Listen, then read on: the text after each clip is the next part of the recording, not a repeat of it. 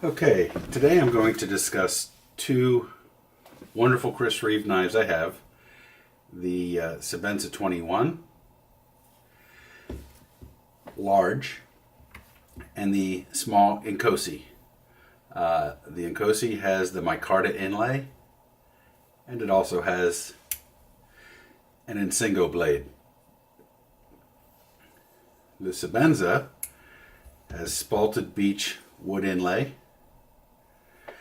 and it has a nice basket weave Damascus blade.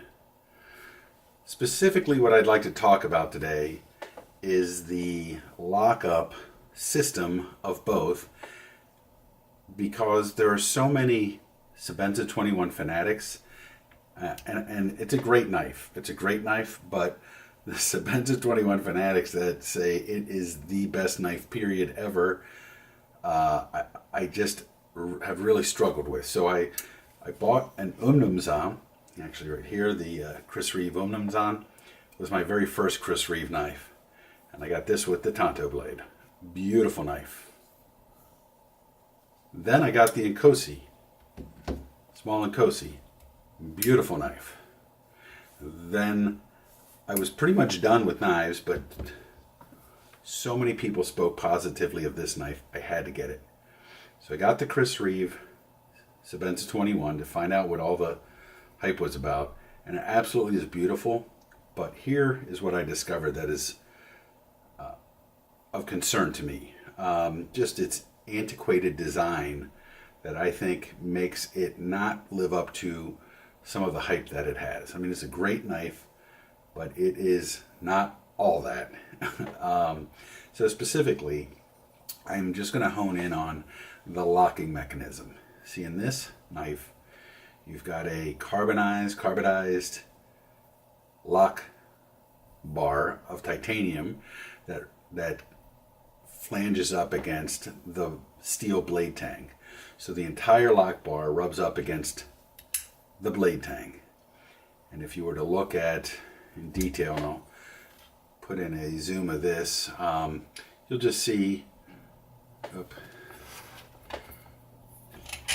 don't really have a good lighting on this, but you'll see that it just rubs up against the whole blade tang. Whereas the Inkosi, this has a ceramic bead or ball that specifically rubs right into the blade tang. You can see this line that it pushes through and has worn in, not even worn in, patinaed in a kind of this channel where the ceramic ball always hits this exact same spot on the tang and depresses the metal, thus actually making the metal more compact and resistant. Now, the beef that I have about the Sebenza 21 is just the clunkiness of it. So let me just first start with the Inkosi. Because of that ceramic ball, and by the way, there is a ceramic ball in the Sebenza, but both for the Sebenza and the Inkosi, for the Sebenza, it's just for the detente when it closes. So it sucks it into a little hole. This does the same, the Sebenza, and it's nice and secure in there. That's the only thing that the Sebenza uses that ceramic ball for. Meanwhile, the Inkosi uses the ceramic ball when it opens. So it has one single click when it opens all the way, and that is that ceramic ball finally getting on the tang here, and just a quick slide across that channel, that groove that it's created, and locking right in place. And because that ceramic ball is so hard against steel, it slides like glass, or like ice on glass, or however you want to use the expression. In other words, you only feel like when it actually is locked. You don't feel it sliding across. Likewise, when you undo the lock bar, you slide it over, you can't even feel it slide over. I mean, you're basically opening it, but you don't feel it, you don't hear it, you don't.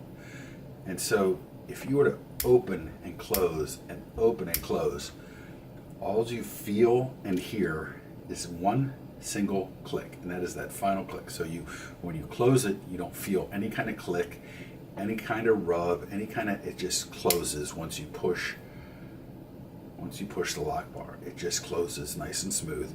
And when you open it, just one single click right at the very end. I love that. It just feels so solid and so well designed.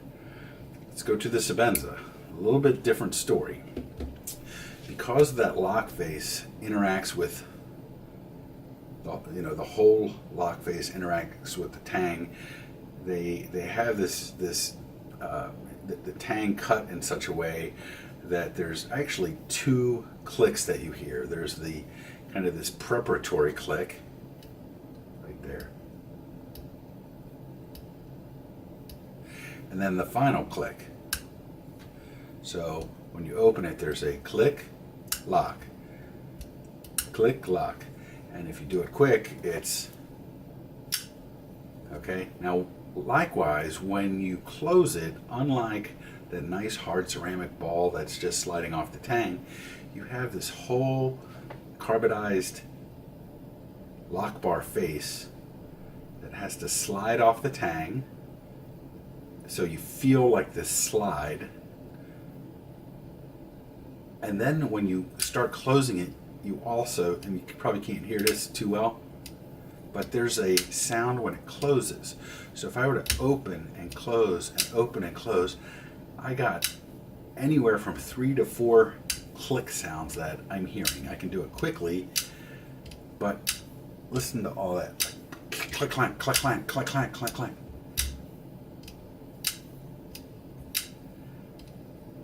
Versus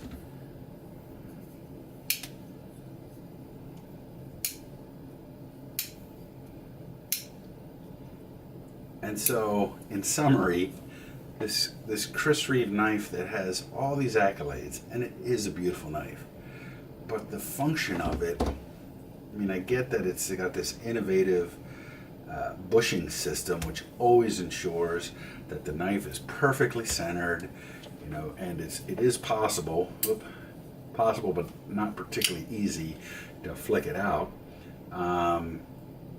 But it's nice and smooth. It's a nice, when it's actually moving here, it's smooth. But at the end, click, clank, clank, click, clank, click, clank, clank. Gosh, does that feel rough. That's all I gotta say. So, there it is. I mean, I'm not trying to bash the 21, but it's not the end all and be all. If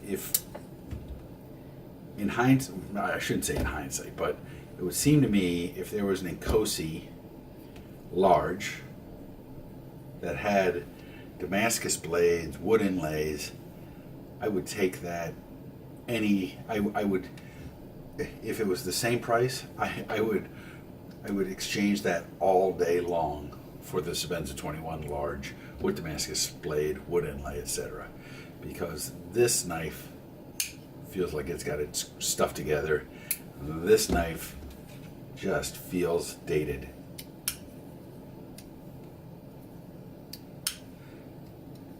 So that's what I got for you.